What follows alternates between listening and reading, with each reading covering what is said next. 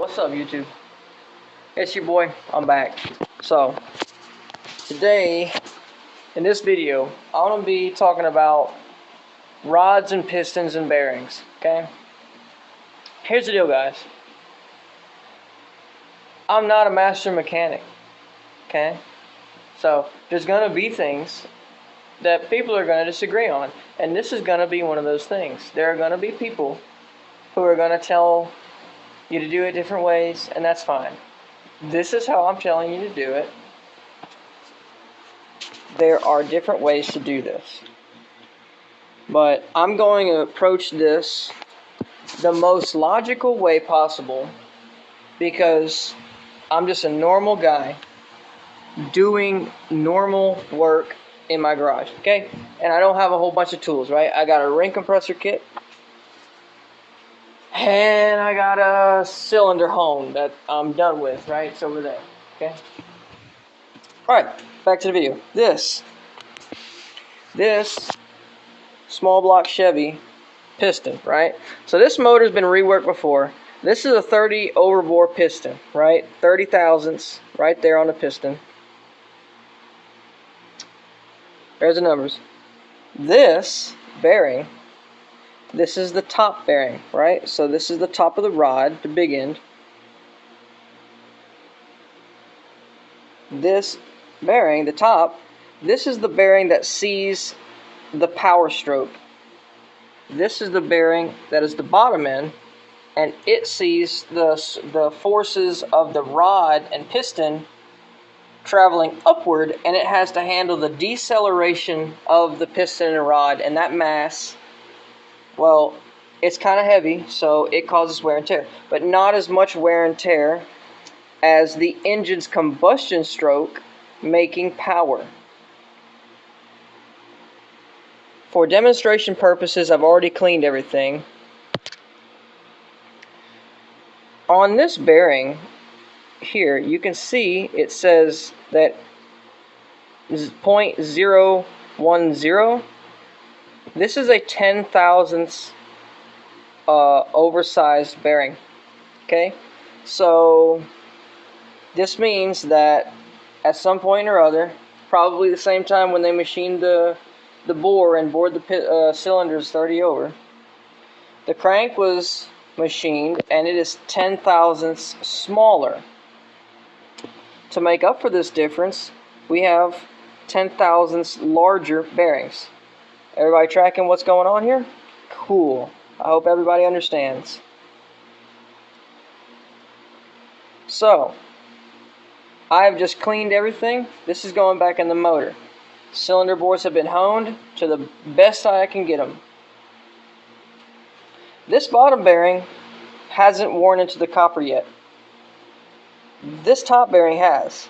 So what I'm going to do is I'm going to take this bearing and put it on the big end of this rod because I don't have the budget to replace the bearings.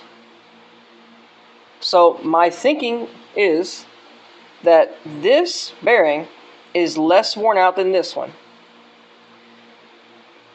Also, this bearing sees less wear and tear than the top one.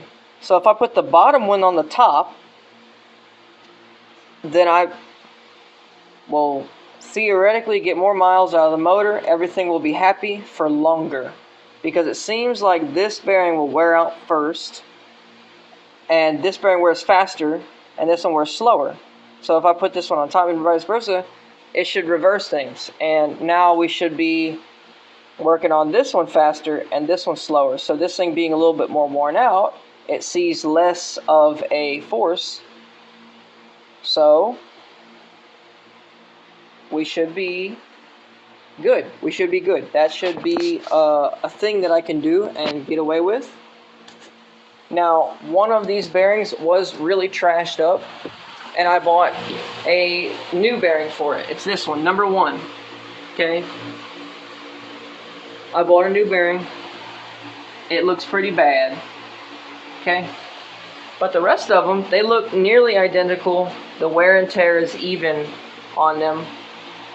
Pretty much every single rod, there's copper showing on the top of the the bearing, the top one, right? Okay. Except for number 1. Something ran through number 1, broke it up apart, something fucking Medusa'd number 1, okay?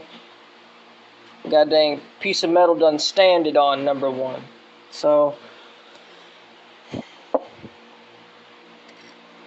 I'm going to dry the back side and the inner side of the rod, right? The back of the bearing and the rod. And the reason I'm drying this is because I do not want these to spin, right? You put lubrication on the journals in between the bearing and the journal because you want that to spin. Why would I put it on the back here? Because I don't want my bearing to spin. And I'm sure, just like when I took all these apart, if lubrication is needed there, it will absolutely get there just from the engine operating. Okay? But I do not want it to be lubricated, particularly there. Also, one more thing. So this is how this goes on here.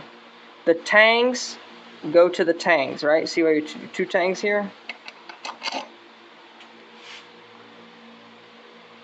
This is the number 7, and it is stamped number 7.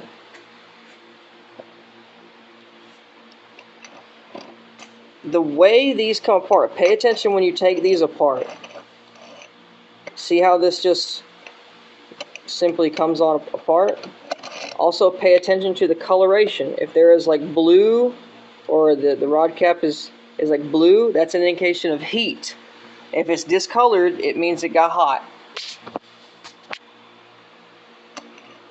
So if there's any distortion, this will not be able to just glide right on and off like that.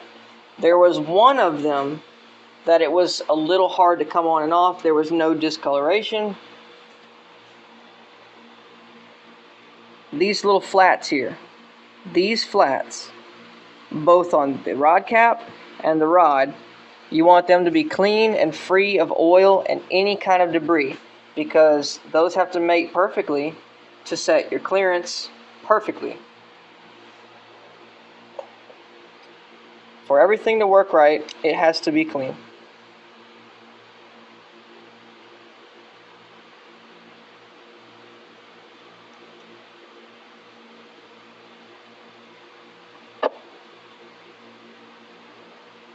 Okay.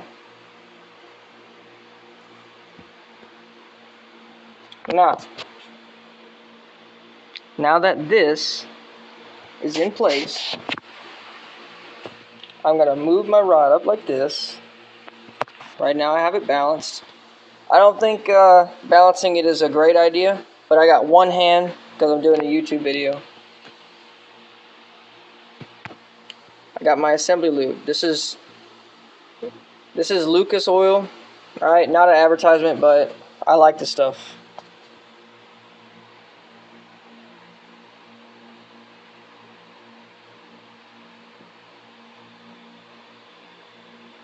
Okay? Don't be chintzy with this stuff. Give it a nice coating. Rod cap 2.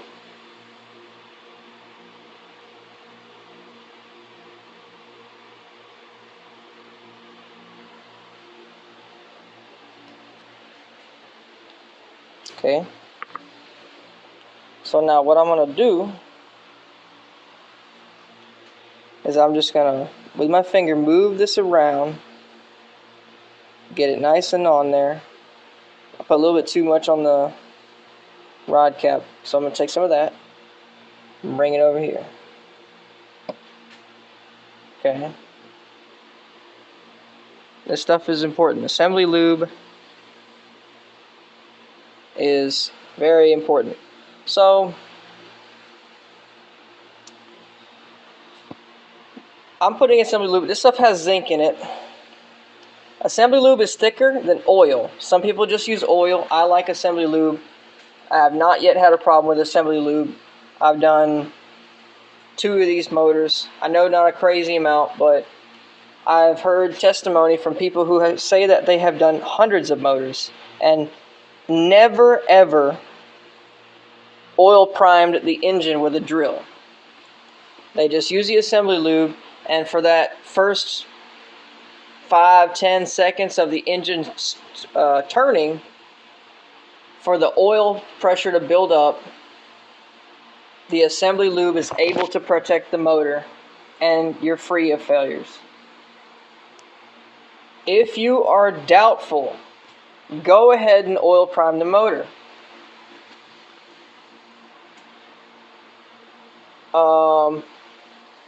You can also, if you are, if you don't have that special tool that, some people tend to make, or I'm sure that a company makes them, but it's usually a tool that goes in a distributor hole, turning the oil pump gear, or oil pump drive shaft, right? You can use a starter with the fucking spark plugs out of the holes. Just turn the motor over by the starter, let the oil pressure build up. You're not putting a whole lot of pressure on the rods and pistons because the spark plugs are out of the motor and all the compression is getting blown out through the spark plug hole and the exhaust and everything. So it's not havoc on your rods. It's not havoc on your crank. As long as you have assembly lube on there, you should be good to go. Now,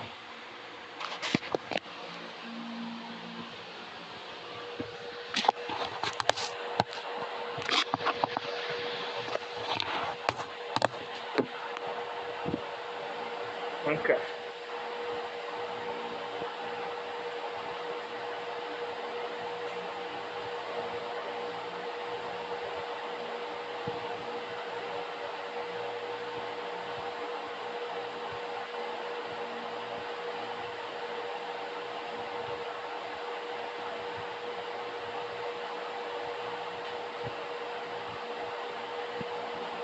This piston, where it is marked number 7, the 7 will be readable.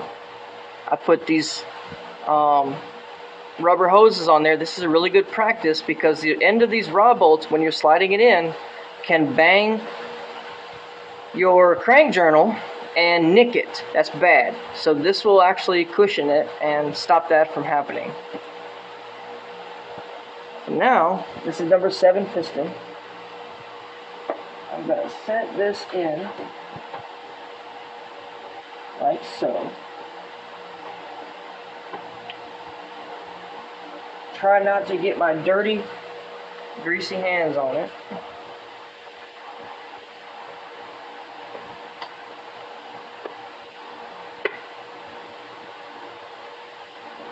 Okay. Bam. That's in there. We in there? Good.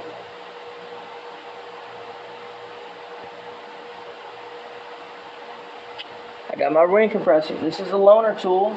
AutoZone. Yeah. Okay.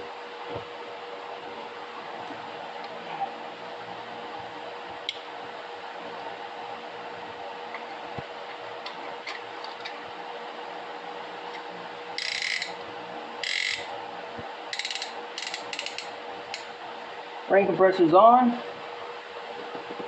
Make sure your ring compressor is square. There we go.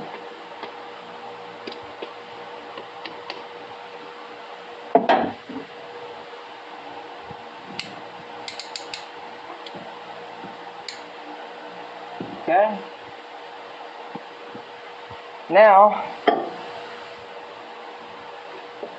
firm taps with this wood mallet. You're not trying to beat anything, but firm taps will do it.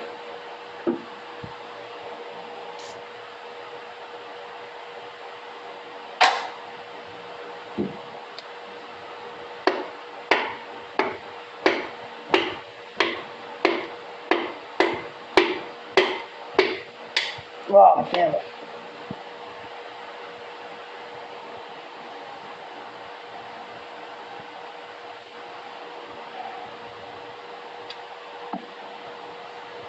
Okay.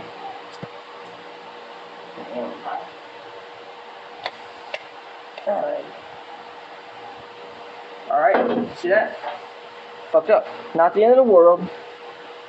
What we're gonna do, we're gonna back this blanket pusher on. And we're gonna reseat this something.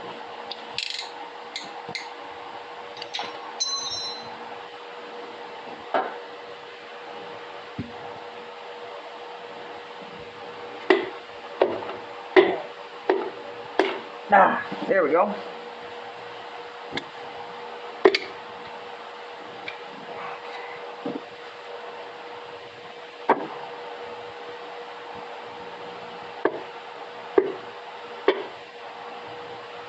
Now,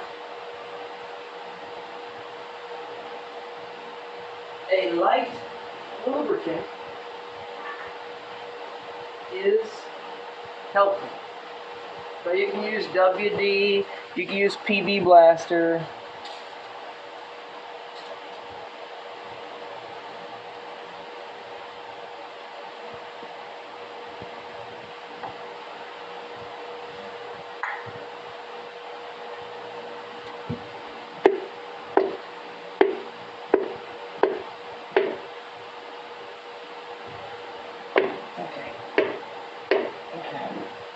Now I'm going to go underneath, make sure everything is focused in.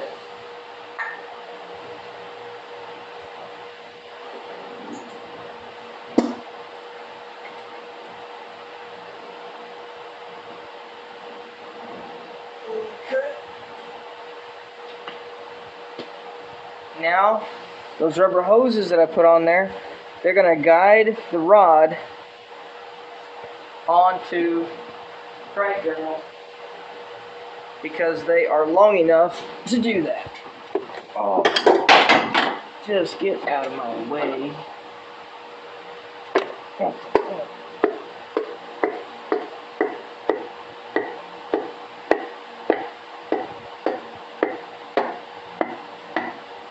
There we go. We're seated. Piston is seated in the block. And that's really it, guys. Now, all you have to do is go under the motor. Now, I'm doing it in the car. You can pull the motor out. If the motor was out on an engine stand, this would be so much easier. But the steps would be pretty much the same. I'm going to go under there. I'm going to take my bearing cap, and I'm going to put it on, making sure that this little circle matches up with the other one, and the tang matches up with the tang. And I'll know this because the numbers, right, number 7 will match. Okay, then I'm just going to take my little nuts right here, and I'm going to screw them in by hand. I'm not going to tighten anything. I'm just going to tighten it by hand, and by hand do the best that I can to get this rod end to absolutely mesh completely, right? This is not torquing. I'm doing it by hand. And once I have completed every single piston this way, I will go back with a torque wrench and I will tighten every single bolt. These are 3/8 bolts. I think the torque spec for that is 40 to 45 foot-pounds. I think that's what it is. Okay, double check me. But anyway, guys, that concludes today's video. I hope this helped you out. Leave a like, subscribe. Stay safe out there. Keep hot rodding.